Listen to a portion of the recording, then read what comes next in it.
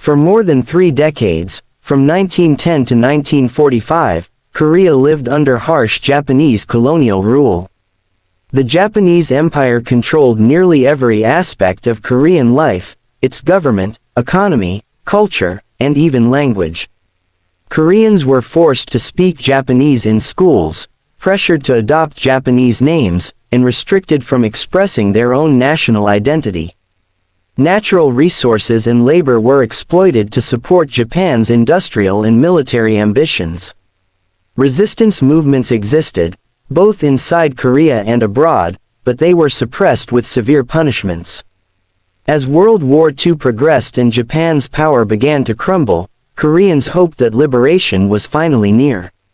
When Japan surrendered on August 15, 1945, the Korean people celebrated what they believed would be the rebirth of an independent, unified nation for the first time in 35 years.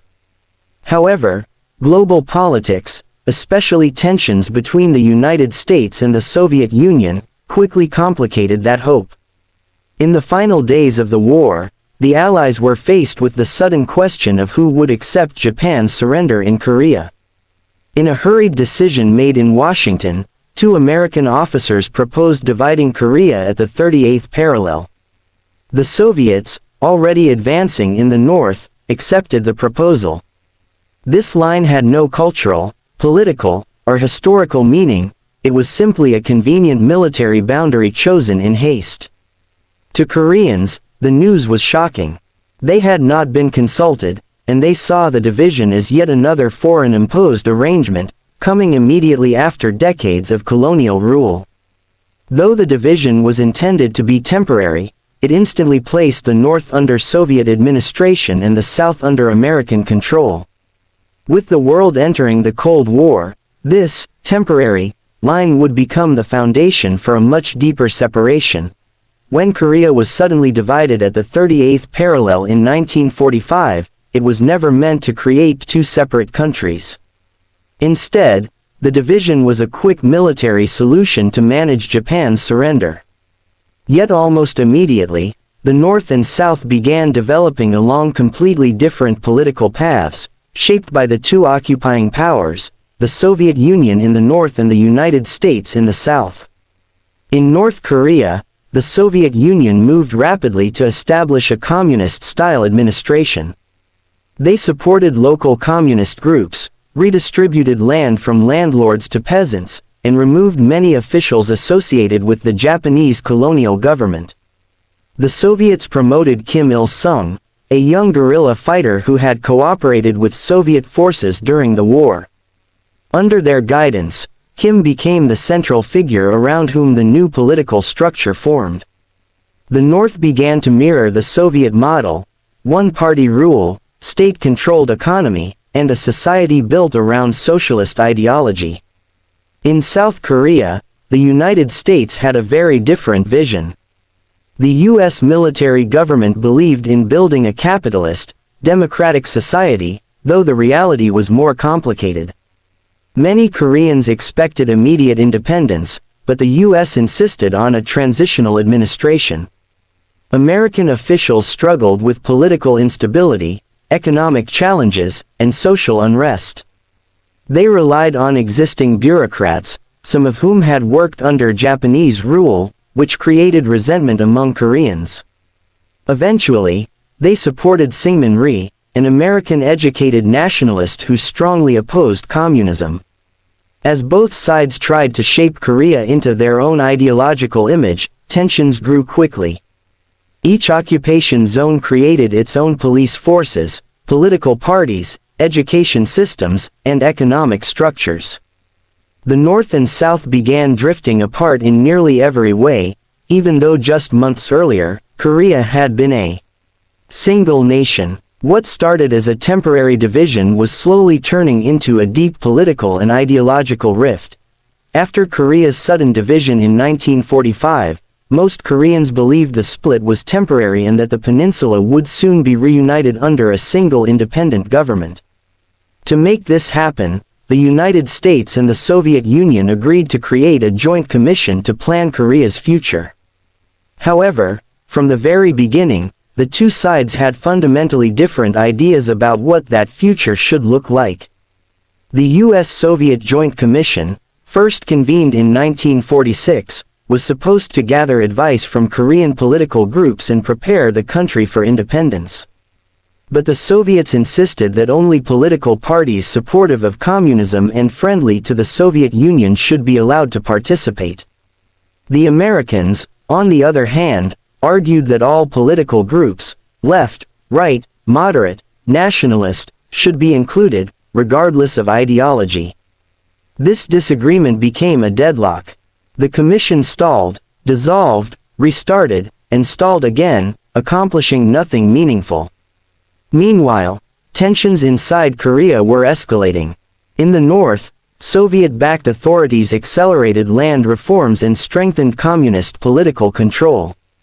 In the south, right-wing and left-wing factions clashed violently, leading to protests, riots, and occasional uprisings. People grew frustrated, fearing that the division was becoming permanent.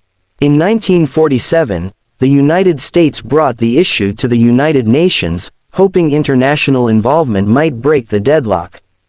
The UN proposed holding a peninsula-wide election to establish a unified Korean government. But the Soviet Union and the North refused to allow UN officials into their territory, claiming the elections would be unfairly influenced by the West. As a result, the UN could only hold elections in the South.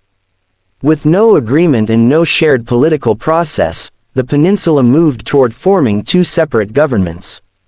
By 1948, the idea of reunification through negotiation had collapsed, making the division deeper and far more difficult to reverse. By 1950, the political division between North and South Korea had hardened into two separate states, each claiming to be the only legitimate government of the entire peninsula. Both leaders, Kim Il-sung in the north and Syngman Rhee in the south, believed reunification was unavoidable and even necessary. Each thought they could achieve it on their own terms. But the Cold War rivalry between the United States and the Soviet Union turned Korea into a frontline of global ideological conflict. On June 25, 1950, North Korean forces launched a surprise invasion across the 38th parallel. Backed with Soviet weapons and training, the North's army advanced rapidly, capturing Seoul within days. The South Korean forces were unprepared and overwhelmed. The United States, seeing the invasion as communist expansion, quickly organized a military response through the United Nations, with troops from multiple countries joining the fight. American and South Korean forces were pushed into a small defensive corner around Busan, known as the Pusan Perimeter. But in September 1950, a bold amphibious landing at Incheon, led by General Douglas MacArthur, turned the tide. UN forces recaptured Seoul and pushed deep into North Korea, reaching the Yalu River near the Chinese border. This alarmed China, which feared hostile troops so close to its territory. In late 1950, hundreds of thousands of Chinese soldiers crossed into Korea, driving UN forces back down the peninsula. The front line shifted violently, and cities changed hands multiple times, causing immense destruction and civilian suffering. By mid-1951, both sides were exhausted, and the war settled into a brutal stalemate around the original dividing line. Negotiations dragged on for 2 more years, with fighting continuing even as diplomats talked. Finally, on July 27, 1953, an armistice was signed, pausing the conflict but never officially ending it. Korea remained divided, this time by bloodshed, trenches, and barbed wire. When the armistice was signed on July 27, 1953, the Korean War came to a halt, but it did not truly end. The agreement was a ceasefire, not a peace treaty. This meant the two Koreas were still technically at war, a condition that remains true today. The armistice established the Demilitarized Zone (DMZ), a 250-kilometer-long, 4-kilometer-wide buffer area centered roughly on the 38th parallel. Intended to reduce conflict, The DMZ became one of the most heavily fortified borders in the world, lined with barbed wire, land mines, guard towers, and tens of thousands of soldiers on each side.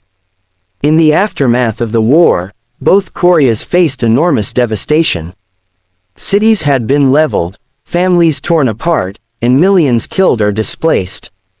But the two countries began rebuilding along drastically different paths. North Korea, backed by the Soviet Union and later China, strengthened its authoritarian, centrally planned system under Kim Il-sung. The government emphasized military power, self-reliance, later known as juche, and strict control over society. Propaganda highlighted the war as proof of the nation's need for unity and vigilance against foreign enemies. South Korea, meanwhile, initially struggled with poverty and political instability. However, with American support and decades of industrial growth, it evolved into a vibrant economy and, eventually, a democratic society. Its political system and global orientation became almost the opposite of the North's. Throughout the decades, tensions have remained high. Periodic clashes, espionage incidents, missile tests, and military standoffs have reminded the world that the Korean peninsula remains a potential flashpoint. Diplomatic efforts, including summits, negotiations, and family reunions, have occasionally raised hopes for peace, but no lasting agreement has been reached. Today, more than 70 years after the armistice, Korea remains divided not only by a physical border but by different political systems, economies, and worldviews. The war may have paused, but the separation has endured.